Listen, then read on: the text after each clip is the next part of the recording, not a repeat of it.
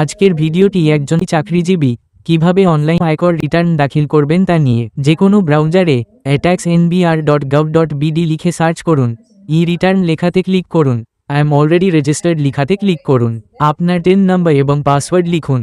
নিচে প্রদর্শিত ক্যাপচাটি দেখে খালি করে ক্যাপচাটি টাইপ করে সাইন ইন বাটনে ক্লিক করুন। উপরে 3 লাইনে ক্লিক করে রেগুলার ই রিটার্ন লেখাতে ক্লিক করুন। রেসিডেন্ট স্ট্যাটাস থেকে রেজিডেন্ট মার্ক করুন। ট্যাক্স এক্সেম্পটেড ইনকাম থেকে নো মার্ক করুন। হিটস অফ ইনকাম থেকে ইয়েস মার্ক করে ইনকাম ফ্রম এমপ্লয়মেন্ট মার্ক করুন। সেভ এন্ড কন্টিনিউ লেখাতে ক্লিক করুন। Location of main source of income থেকে আপনার অবস্থান মার্ক করুন। ট্যাক্স রিবেট থেকে ইয়েস মার্ক করুন। নিচের সবগুলোতে নো মার্ক করে সেভ এন্ড কন্টিনিউ লেখাতে ক্লিক করুন। এমপ্লয়মেন্ট টাইপ থেকে গভর্নমেন্ট পে স্কেল মার্ক করুন। নেম অফ দি অফিসের খালি ঘরে আপনার অফিসের নাম লিখুন। ডেজিগনেশনের খালি ঘরে আপনার পদবি লিখুন। পার্টিকুলার অংশে আপনার বেতনের শুধুমাত্র 1 বছরের আয়ের তথ্য দিন, যেমন 1 বছরের মূল বেতনের সমষ্টি, 1 বছরের বাসা ভাড়ার সমষ্টি, 1 বছরের চিকিৎসা ভাতার সমষ্টি, নববর্ষ ভাতা এবং 2 ঈদের বোনাসের সমষ্টি, 1 বছরের যাতায়াত ভাতার সমষ্টি, 1 বছরের শিক্ষা ভাতার সমষ্টি, 1 বছরের টিফিন ভাতার সমষ্টি, জিপিএফ ইন্টারেস্ট এবং স্পেশাল পে এর মানে বিশেষ প্রণোদনার 1 বছরের সমষ্টি, এবং যদি আরও কোনো ভাতা পেয়ে থাকেন তাহলে অ্যাড মোড়ে ক্লিক করে তা দিয়ে দিতে হবে। সকল তথ্য দিয়ে সেভ এন্ড কন্টিনিউ লেখাতে ক্লিক করুন।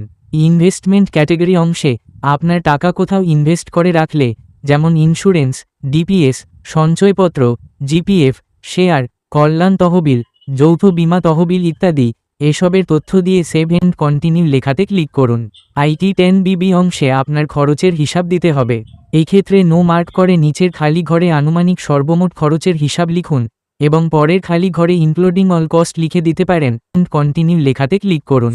অ্যাসেটস অংশে আপনার মূলধনের তথ্য দিতে হবে, যেমন ব্যবসায়িক মূলধন, কৃষি ও অকৃষি জমি, 4 চাকা গাড়ি, গোল্ড ডায়মন্ড, ফার্নিচার, ইলেকট্রনিক যন্ত্র এবং নিজের হাতের নগদ অর্থ ইত্যাদি। এসবের মধ্যে আপনার যেগুলো আছে তার তথ্য দিতে হবে। নিচের ঘরগুলো পূর্বের তথ্য দ্বারা পূরণ করা থাকবে, তাই কিছুই পরিবর্তন করার দরকার নেই। সর্বশেষ ডিফারেন্সের ঘরে আপনাকে অবশ্যই 0 আনতে হবে। ডিফারেন্স 0 করার জন্য আইটি 10BB এর অ্যামাউন্টের সাথে যোগ বিয়োগ করবেন। ডিফারেন্স 0 বানিয়ে সেভ এন্ড কন্টিনিউ লেখাতে ক্লিক করুন।